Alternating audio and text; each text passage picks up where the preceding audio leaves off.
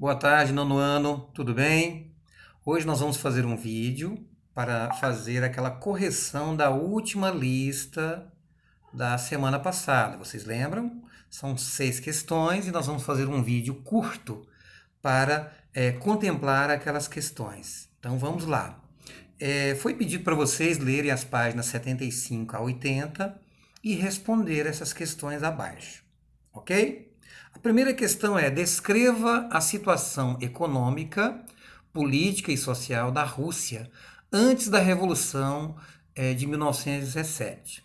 Bom, se você deu uma olhada com uma certa atenção nessas páginas, você vai ver, você deve ter percebido que a Rússia era o maior império territorial do mundo, tinham 132 milhões de habitantes. O regime era um regime monárquico. O czar, que era uma espécie de rei, tinha todos os poderes absolutos. Então não havia nessa sociedade russa liberdade de expressão, não havia uma constituição, não havia eleições livres, nem imprensa livre ou qualquer outra forma democrática. Então a Rússia, nesse período ainda, para complicar mais um pouquinho, ela estava muito atrasada economicamente. A Rússia era predominantemente rural, com técnicas e equipamentos bem ultrapassados, bem antiquados, que gerava certamente um rendimento na produção muito baixo. Então grande parte dessas terras pertenciam a uma nobreza rural de uma elite formada por apenas 107 mil famílias. Se você pegar 107 mil famílias, perto de um total de 132 milhões de habitantes, você vai perceber que realmente as terras estão concentradas nas mãos de uma minoria, ok? Enquanto isso, milhares de camponeses sem terra vão trabalhar nessas grandes propriedades rurais em condições precárias, em condições subhumanas, sem nenhum tipo de direito trabalhista. Então, este é um quadro geral da Rússia antes da Revolução de 1917, ok? Na segunda questão, está pedindo para você definir ou conceituar o que é monarquia absolutista. Isso também é muito tranquilo, o próprio autor do livro didático dá essa definição de uma forma muito clara. Então, a monarquia era uma forma de governo que o rei tem poderes absolutos. Então, a monarquia ela vai ocorrer quando? Ali pelos séculos XVI a XVIII, em vários países da Europa. E na Rússia também era monarquia, só que o monarca não era chamado de rei, ele era chamado de czar, ok? Na questão 3 era para você ler os textos, greves e manifestações e sovietes, para responder a algumas questões aí para completar essa lista da sexta semana. Bom, quais eram as reivindicações dos trabalhadores russos antes da Revolução de 1917? O que os trabalhadores russos queriam? Os trabalhadores russos queriam o mesmo que os outros trabalhadores da Europa, do restante da Europa, já tinham conquistado. Eles queriam mudanças significativas.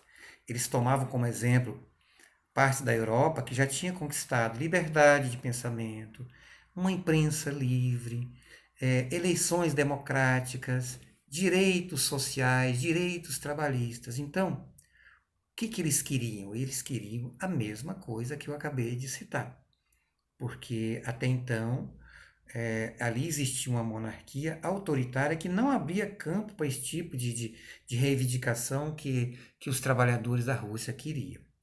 Na questão 4, era para você explicar o que se pode entender ou como é que se definiria Domingo Sangrento.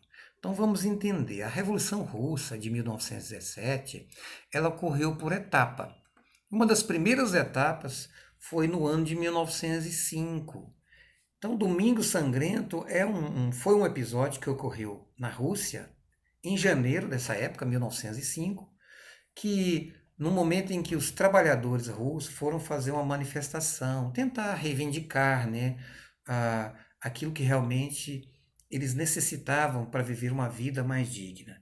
E aí essa manifestação era uma manifestação pacífica, tranquila, não tinha nada violento nessa manifestação. E eles foram, né, os manifestantes foram até o Palácio Imperial.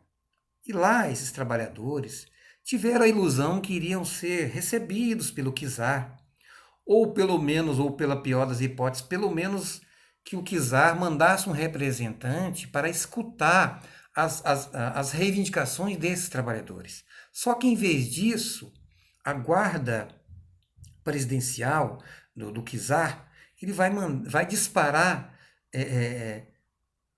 contra esses trabalhadores.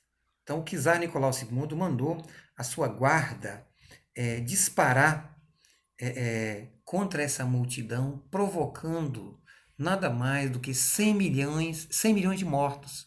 Então, esse episódio vai ficar conhecido como Domingo Sangrento. Tranquilo, está muito bem localizado também no texto. Na questão 5, a pergunta é: quais eram as diferenças de pensamento entre mencheviques e bolcheviques? Então vamos entender que na Rússia antes da Revolução, ou durante o momento, durante a fase em que a Revolução está quase ocorrendo, existiam dois grupos políticos que se destacavam nesse período: os mencheviques e os bolcheviques. Mencheviques em russo significa minorias, bolcheviques significa maiorias. Então, os mencheviques eram liderados por Plekhanov e Martov. O que eles queriam? Eles eram muito conservadores, eles queriam realmente fazer uma revolução, tirar o czar do poder, mas eles defendiam uma revolução tranquila, uma revolução light, de preferência que eles pudessem fazer uma aliança com a burguesia, com os grandes proprietários. Então, isso era a visão dos mencheviques.